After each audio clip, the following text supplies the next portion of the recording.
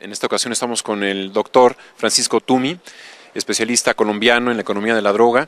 Ha sido durante muchos años académico en varias universidades en Estados Unidos y en Latinoamérica. Y en esta ocasión tenemos el gusto de tenerlo aquí en Eje Central para platicar un tema obligado, digamos, en este momento en nuestro país. Los cambios que ha existido, si los hay, en la nueva administración del presidente Santos respecto al presidente Álvaro Uribe en materia de combate a la delincuencia, sobre todo la droga. El cambio más importante yo creo que se ha tenido, había mucho conflicto con los países vecinos, lo cual dificultaba también la implementación de las políticas contra las drogas. Otro cambio que ha habido, que ya se había empezado a implementar antes, es con relación a la disminución de la fumigación y un énfasis mayor en erradicación manual. Pero en general la política continúa en la misma línea prohibicionista, represiva. Algunas de las extradiciones han continuado. Así es que yo no creo que las políticas vayan a cambiar mucho. Ahora, ¿ya no es el tema primordial en este momento en cuanto a la problemática de la delincuencia en Colombia?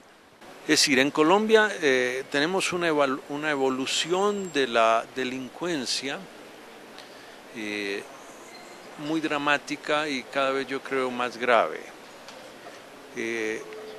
Colombia hace 25 años tenía dos grandes carteles que controlaban la industria ilegal. Estos carteles, pues uno podría en ese momento decir que la industria estaba controlada por señores de la droga. Se logró acabar con el cartel de Medellín, la mayoría murieron, otros fueron extraditados, capturados, pero en realidad se desbarató. Quedó el grupo de Cali, el cartel de Cali, con ellos algunos también murieron, muchos fueron capturados, están extraditados. Las drogas no funcionan con una estructura semejante a una sociedad anónima en donde uno pueda, al descabezar, al controlar la cabeza, uno pueda cambiar la estructura. Lo que sucede es que las tareas debajo de los grandes capos, pues se pueden hasta cierto punto subcontratar en muchas ocasiones. El asunto es que la industria se fragmenta y continúa operando. Simplemente grupos más pequeños pueden continuar. Al continuar los grupos más pequeños, estos grupos, para ellos era mantener un brazo armado fuerte, terminaba siendo bastante difícil porque eran pequeños, y para ellos entonces los incentivos de comprar en comprar en Perú y Bolivia la pasta básica y traerla a Colombia, eso era complejo, difícil. Entonces para ellos era más interesante empezar a comprar la coca en Colombia. Esto promovió el desarrollo de los cultivos de coca y Colombia pasó de ser el tercer productor de hojas de coca en el mundo a ser el primer cultivador de hojas de coca. Sin embargo, estos grupos necesitaban tener apoyo armado y allí los grupos paramilitares que habían surgido y grupos de sicarios empezaron a jugar un papel, y también las guerrillas. A su vez, como había ya grandes cultivos de coca, tanto para los paramilitares como para la guerrilla, el control territorial de esas zonas era importante. El resultado de esto es que tanto los paramilitares como las guerrillas se dieron cuenta, para ellos, que realmente podían dejar de ser accesorios al negocio y tratar de controlar el negocio.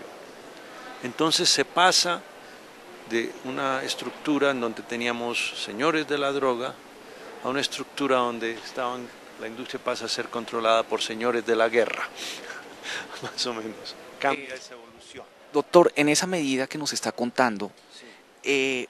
la idea en el periodismo mexicano o mundial es que Colombia ha ganado o está ganando o implementó políticas importantes para digamos, ganar esta guerra. Pero académicamente hablando o estudiosos, sabemos que no es así, porque es un país que tiene un desempleo fuerte, porque el Banco Mundial sigue diciendo que hay pobreza. ¿Cuál ha sido, digamos, esta situación? Continuar y te llego allá. Perfecto. Déjame continuar y llego allá.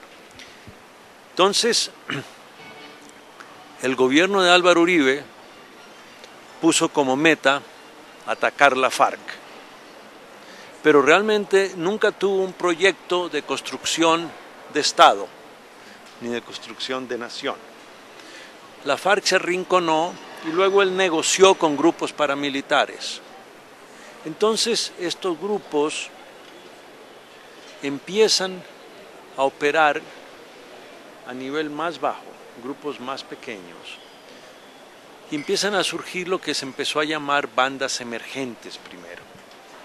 Ahora el gobierno lo llama BACRIM, bandas criminales, porque alegan que estos grupos ya no tienen ideología, no tienen nada. Sin embargo, lo que ha sucedido es que en muchas zonas donde la presencia estatal era relativamente pequeña y donde los grupos políticos estaban acostumbrados a cierto grado de corrupción, etc. Estos grupos empiezan a controlar territorios. El control del territorio se hace también porque hay otra cantidad de negocios que tienen una base territorial y también porque dentro del sistema financiero colombiano el gobierno central transfiere una cantidad de regalías, por ejemplo, a los municipios donde hay petróleo, etc. Las transferencias del gobierno central a los gobiernos municipales son muy altas.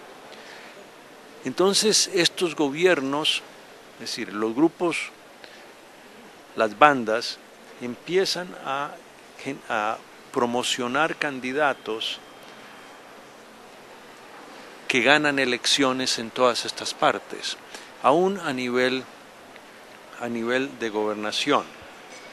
De hecho, entre el 2002 y el 2006, las estimaciones que hay es que casi 40% del Congreso colombiano había sido elegido por bandas de esta naturaleza. Entonces lo que pasa en Colombia es que se ha pasado, evolucionó el crimen organizado de ser carteles, luego a ser señores de la guerra, por darles algún nombre, y hoy en día a lo que yo llamo grupos paraestatales.